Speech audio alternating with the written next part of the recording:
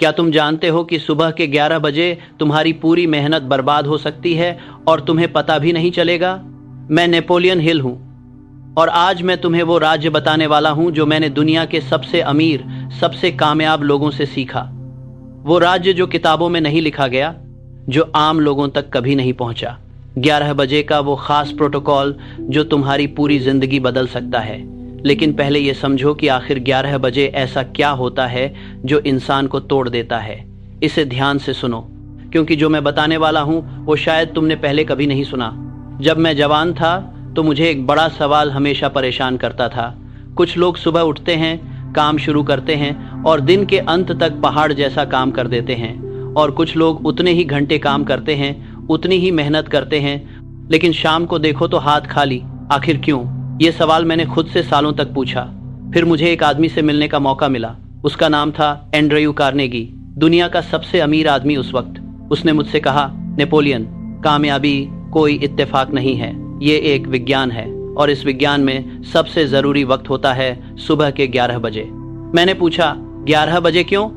उसने मुस्कुराते हुए कहा, क्योंकि यही वो वक्त है जब दिमाग को एक नई शुरुआत की जरूरत होती है, और जो लोग इस वक्त को संभाल लेते हैं वो बाकी दिन को भी संभाल लेते हैं। उस दिन के बाद मैंने 500 से ज्यादा कामयाब लोगों का अध्ययन किया, थॉमस एडिसन से लेकर हेनरी फोर्ड तक, और मैंने पाया कि एक चीज जो सब में कॉमन थी वो थी उनका 11 बजे का रिचुअल।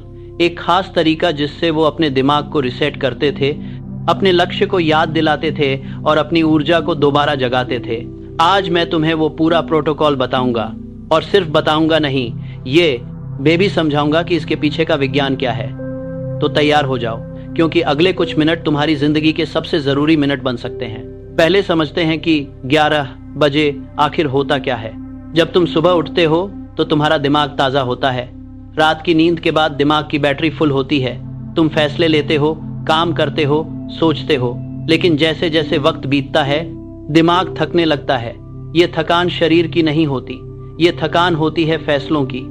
हर छोटा बड़ा फैसला जो तुम सुबह से लेते हो, चाहे वो नाश्ते में क्या खाना है से लेकर ईमेल का जवाब कैसे देना है तक, ये सब मिलकर तुम्हारे दिमाग को धीरे धीरे खाली करते जाते हैं। वैज्ञानिकों ने इसे एक नाम दिया है, डिसीजन फटीग, यानी फैसले की थकान।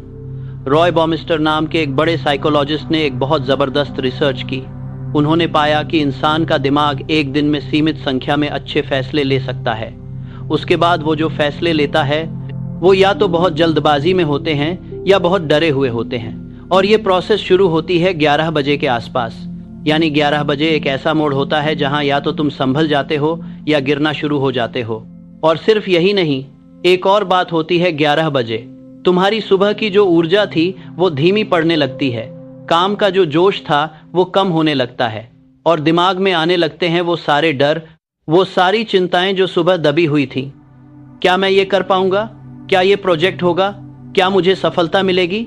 ये सवाल धीरे धीरे दिमाग में घर करने लगते हैं। यही वो जगह है जहां ज्यादातर लोग हारते हैं, और ये हार तुम्हें दिखती नहीं, क्योंकि ये बाहर से नहीं होती, ये अंदर से होती है। तो अब सवाल ये है कि जो कामयाब लोग थे, जो एंड्रयू कार्नेगी जैसे लोग थे, जो थॉमस एडिसन जैसे लोग थे, उन्होंने इस मोड़ को कैसे संभाला? जवाब है मास्टरमाइंड प्रिंसिपल और विजुअलाइजेशन का मेल। मैं तुम्हें मास्टरमाइंड प्रिंसिपल के बारे में बताता हूं। ये वो सबसे बड़ा राज है जो मैंने अपनी जिंदगी में खोजा। जब 2 या 2 से ज्यादा दिमाग मिलकर एक लक्ष्य पर काम करते हैं तो एक तीसरी शक्ति पैदा होती है। ये शक्ति उन दोनों दिमागों से बड़ी होती है। मैंने इसे कहा मास्टरमाइंड। लेकिन यहाँ एक ऐसी बात है जो मैंने बहुत कम लोगों को बताई। मास्टरमाइंड सिर्फ दूसरे इंसानों के साथ नहीं होता। तुम अपने मन के अंदर भी मास्टरमाइंड बना सकते हो। कैसे? अपने चेतन मन और अपने अवचेतन मन को एक साथ जोड़कर। और यही होता है 11 बजे के प्रोटोकॉल में। जब तुम सुबह 11 बजे एक खास तरीके से बैठते हो, जब तुम अपने दिमाग को एक खास तरह से रीसेट करते हो, तो तुम अपने चेतन मन और अवचेतन मन के बीच एक पुल बनाते हो, और इस पुल के जरिए तुम्हारे अवचेतन मन की असीमित ताकत तुम्हारे काम में आने लगती है। सुनो, ये कोई जादू नहीं है, ये विज्ञान है। आधुनिक न्यूरोसाइंस भी यही कहती है। जब इंसान एक खास मानसिक अवस्था में होता है, जिसे अल्फा स्टेट कहते हैं, तो उसका दिमाग सबसे ज्यादा क्रिएटिव और फोकस्ड होता है। और यही अल्फा स्टेट तुम पैदा करते हो जब तुम 11 बजे का प्रोटोकॉल फॉलो करते हो। अब मैं तुम्हें वो प्रोटोकॉल बताता हूँ, ध्यान से सुनो। पहला कदम है रुको। हाँ, पहला कदम है रुकना।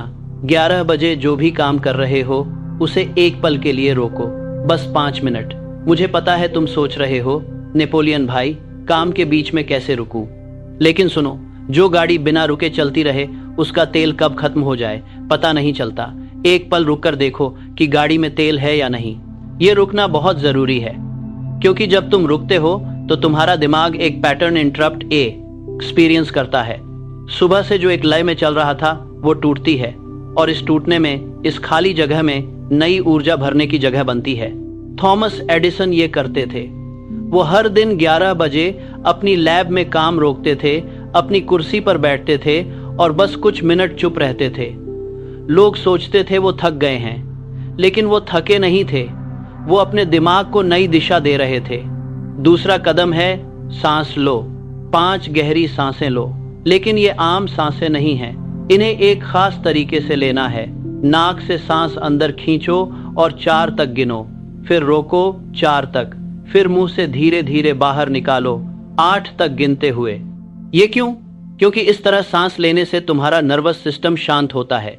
जब हम काम में डूबे होते हैं तो हमारा शरीर हल्की हल्की लड़ाई की अवस्था में होता है। थोड़ा तनाव, थोड़ी चिंता। ये सांसें उस तनाव को तोड़ती हैं और दिमाग को कहती हैं अभी सब ठीक है, अभी शांत हो जाओ। हार्वर्ड मेडिकल स्कूल के डॉक्टर हर्बर्ट बेंसन ने इसे रिलैक्सेशन रिस्पॉन्स कहा। उन्होंने साबित किया कि सिर्फ कुछ गहरी सांसें दिमाग की कार्यक्षमता को तुरंत बढ़ा देती हैं। तीसरा कदम है याद करो। अब अपनी आंखें बंद करो और अपने सबसे बड़े लक्ष्य को याद करो।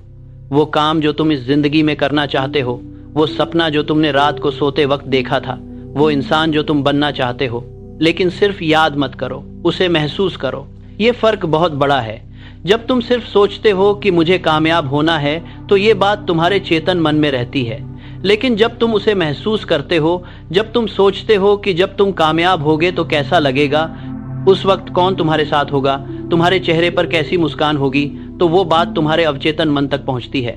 और अवचेतन मन एक बहुत ताकतवर नौकर है। जो भी उसे दे दो वो उसे हकीकत बनाने में लग जाता है। मैंने ये बात हेनरी फोर्ड से सीखी थी। एक बार मैं उनकी फैक्ट्री में गया था। उन्होंने मुझे बताया, नेपोलियन, हर दिन मैं एक बार अपनी आंखें बंद करता हूँ और अपनी फैक्ट्री की हजारों गाड़ियों को सड़कों पर दौड़ते हुए देखता हूँ। मैं उनकी आवाज सुनता हूँ, मैं उन लोगों की खुशी महसूस करता हूँ जो उन गाड़ियों में बैठे हैं, और तब मुझे पता चलता है कि मुझे क्यों काम करना है। ये है विजुअलाइजेशन, और ये कोई न्यू एज फंडा नहीं है, ये एक साइंटिफिक प्रोसेस है। दिमाग के बारे में एक बात जो मुझे बहुत पसंद है वो ये है कि दिमाग असली और काल्पनिक में फर्क नहीं कर पाता।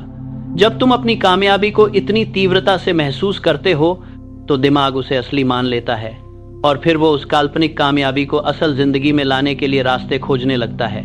ओलंपिक खिलाड़ी इसे जानते हैं। माइकल फेल्प्स, जो दुनिया के सबसे ज्यादा ओलंपिक मेडल जीतने वाले तैराक हैं, वो हर दौड़ से पहले अपनी आंखें बंद करते थे और पूरी रेस को दिमाग में देखते थे।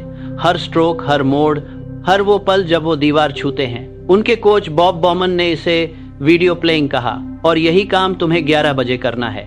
चौथा कदम है लिखो। अपनी आंखें खोलो और एक छोटा कागज या डायरी उठाओ। अभी जो सबसे जरूरी काम बचा है दिन में उसे लिखो। 3 काम, बस 3, और उनके आगे लिखो कि ये क्यों जरूरी है। ये सुनने में बहुत आसान लगता है, लेकिन इसका जो असर होता है वो बहुत गहरा है। जब तुम किसी चीज को लिखते हो तो तुम्हारा दिमाग उसे एक वादे की तरह देखता है। एक रिसर्च जो ब्रिटिश साइकोलॉजिस्ट रिचर्ड वाइसमैन ने की, उसमें पाया गया कि जो लोग अपने लक्ष्य लिखते हैं उनके उन लक्ष्यों को पूरा करने की संभावना उन लोगों से 42% ज्यादा होती है जो सिर्फ मन में एन सोचते हैं। 42% सिर्फ लिखने से। और जब तुम इन कामों के आगे क्यों लिखते हो तो तुम अपने आप को एक कारण देते हो, और जिस इंसान के पास क्यों होता है वो किसी भी कैसे से निपट सकता है। ये बात मेरे दोस्त फ्रेडरिक नीत्शे ने कही थी और मैंने इसे अपनी पूरी जिंदगी में सच पाया। 5वां कदम है अपने आप से बात करो। हाँ, अपने आप से, जोर से नहीं, धीरे धीरे, मन में। खुद से कहो, मैं आज ये काम करूंगा, मुझे इसकी क्षमता है, मैं इसके लिए बना हूं। ये एफर्मेशन है और ये बहुत काम करता है, लेकिन ज्यादातर लोग इसे गलत तरीके से करते हैं। वो कहते हैं मैं सफल हूं, जबकि वो जानते हैं कि अभी वो सफल नहीं है। इस झूठ को दिमाग तुरंत पकड़ लेता है और एफर्मेशन बेकार हो जाता है। सही एफर्मेशन होना चाहिए एक प्रोसेस पर, जैसे कि मैं हर दिन बेहतर होता जा रहा हूं, या मैं आज अपने सबसे जरूरी काम पर फोकस करूंगा। ये झूठ नहीं है, ये एक दिशा है। स्टैनफोर्ड यूनिवर्सिटी के डॉ. क्लॉड स्टील ने दिखाया कि जब लोग अपनी मूल शक्तियों की याद दिलाने वाले बयान खुद से करते हैं तो उनका तनाव कम होता है और उनका प्रदर्शन बेहतर होता है। ये एफर्मेशन तुम्हारे दिमाग को याद दिलाती है कि तुम कौन हो और तुम क्या कर सकते हो। छठा कदम है, एक छोटी जीत याद करो। अभी तक आज के दिन में जो एक काम तुमने अच्छा किया वो याद करो, चाहे कितना भी छोटा हो। एक फोन कॉल जो तुमने सही से किया, एक ईमेल जो तुमने लिखा, एक फैसला जो तुमने साहस के साथ लिया।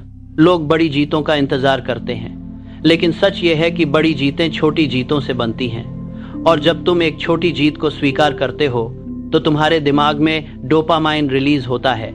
ये वो केमिकल है जो तुम्हें अच्छा महसूस कराता है और काम करने की प्रेरणा देता है। न्यूरोसाइंटिस्ट टेरेसा अमाबाइल ने पे प्रोग्रेस प्रिंसिपल नाम की एक रिसर्च की,